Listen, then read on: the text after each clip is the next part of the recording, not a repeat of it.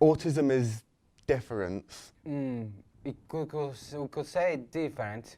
That's not a bad thing. I think being unique is probably the way I describe it. Because everybody has their own unique traits about themselves. Nobody's the same, nobody's not just one person, nobody is normal. I was diagnosed with autism when I was 3 years old, I believe. I can't remember when I was told, but it was obviously a long time ago, because I don't remember not knowing I had autism. Being autistic sometimes can be different things on different people with autism. Well, I was diagnosed quite recently, in fact. I was diagnosed last year, at the start of last year, and ever since then I've kind of gotten used to it now. I don't really consider myself to have a disorder. It's just that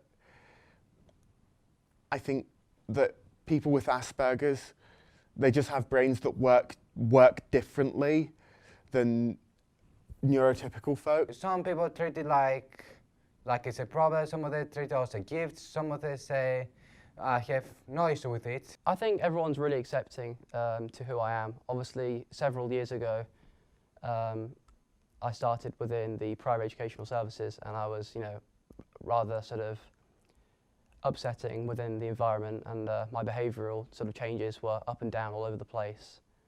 And everyone's really been accepting of sort of how I've changed as well. There still needs a little bit of improvement for caring about the autistic people. Oh, this is a good one.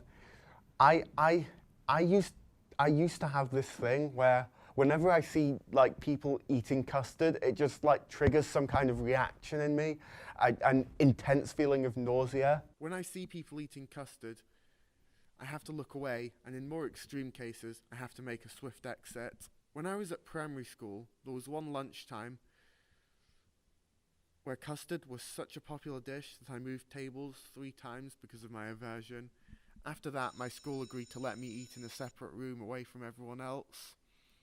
I found that really helpful, as I didn't have to worry about the custard thing. I think it was a staff room or something. I guess I'm very fortunate that I was diagnosed with autism at this point, because if not, then I doubt the school would be so understanding. Well, there was one time that, I don't physically remember this, but I get told it quite regularly, that I was dropped off at preschool once, and my mum and dad drove off and left me there. I somehow managed to find the fire exit door and open it, which led me to walking down the set of emergency stairs into the car park. The cars were sort of beeping at me, and I was sort of, just in the way. One of my common traits I basically tried to hide, and it was basically like repetition and making sure stuff was done perfectly, like tying my shoes and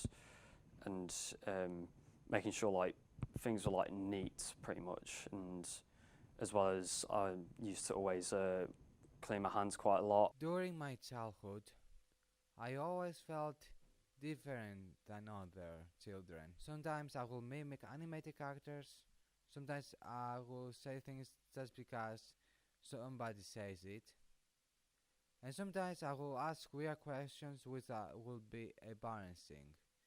And that's why I thought they were weird. It was tough fitting in. My family, mostly my mother and sister, say that it's okay to be autistic, but sometimes I feel like, would I be a different person if I wasn't autistic, or would I be the same?